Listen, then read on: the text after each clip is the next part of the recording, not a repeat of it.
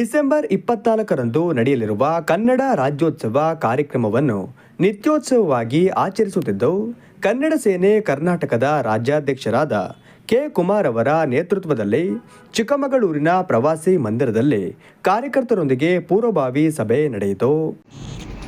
ನಾಡು ನುಡಿ ಸೇವೆಯ ರಾಜ್ಯ ಸಭೆ ಆತ್ಮೀಯ ಸ್ನೇಹಿತರು, ಚಿಕ್ಕಮಗಳೂರು ಜಿಲ್ಲಾ ಅಧ್ಯಕ್ಷರಾದಂಥ PC ರಾಜೇಗೌಡರು, ಜಿಲ್ಲಾ ಮಹಿಳಾ ಅಧ್ಯಕ್ಷರಾದಂಥ ಚೈತ್ರ ಅವರು, ಕನ್ನಡ ಸೇನೆಯ ಮುಖಂಡರಾದಂಥ ರವಿ ಮಂಡಲ, ಪ್ರಕಾಶ್ ಮತ್ತು ಸತೀಶ್, ಇಲ್ಲಿ ಬಂದಿರುವಂಥ ಎಲ್ಲ ಮಹಿಳಾ ಕಾಲದಲ್ಲಿ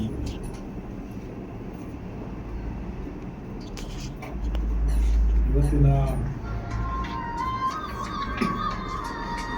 ಚಿಕ್ಕಮಗಳೂರಿಗೆ ಆಗಮಿಸುವಂಥದ್ದು ಈಗಾಗಲೇ ಇದು ತಿಳಿದಿರುವಂಥದ್ದು. ನಾವು ದಿನಾಂಕವನ್ನು 23ಕ್ಕೆ ನಿಗದಿ ಮಾಡಿಕೊಂಡು 24ಕ್ಕೆ ಆಯಿತು. 22ಕ್ಕೆ ಮೈಸೂರು ನಡೆದ ಕಲಾಮಂದಿರದಲ್ಲಿ ಕಾರ್ಯಕ್ರಮ ಕನ್ನಡ ಸೇನೆ ಜಿಲ್ಲಾ, 21 ತುಮಕೂರು ಜಿಲ್ಲೆಯಲ್ಲಿ ನಡೆಯಿತು, 21 ಬೆಂಗಳೂರು ಹತ್ತಿರ ಸಿಂಗಾಪುರ ಅಂತ ಅಲ್ಲಿ ಕಾರ್ಯಕ್ರಮ ನಡೀತಾ.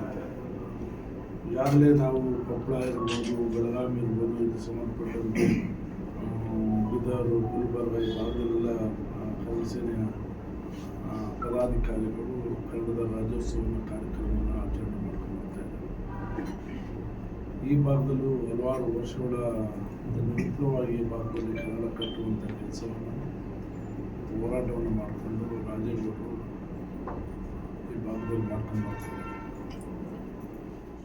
ಈ ಸಂದರ್ಭದಲ್ಲಿ ಜಿಲ್ಲಾಧ್ಯಕ್ಷರಾದ PC ರಾಜೇಗೌಡ, ಮಹಿಳಾ ಘಟಕ ಜಿಲ್ಲಾಧ್ಯಕ್ಷರಾದ ಚೈತ್ರ ಗೌಡ, ಕಳವಾಸೆ ರವಿ, ಇಂದಿರಾ ಯೋಗೀಶ್, ಜಯಪ್ರಕಾಶ್, ನಗರಾಧ್ಯಕ್ಷರಾದ ಸತೀಶ್, ಹುಣಸೆಮಕ್ಕಿ ಲಕ್ಷ್ಮಣ್, ಅನ್ವರ್, ಜಗದೀಶ್, ಶಂಕರೇಗೌಡ, ನವೀನ್ ಮುಂತಾದವರು ಉಪಸ್ಥಿತರಿದ್ದರು.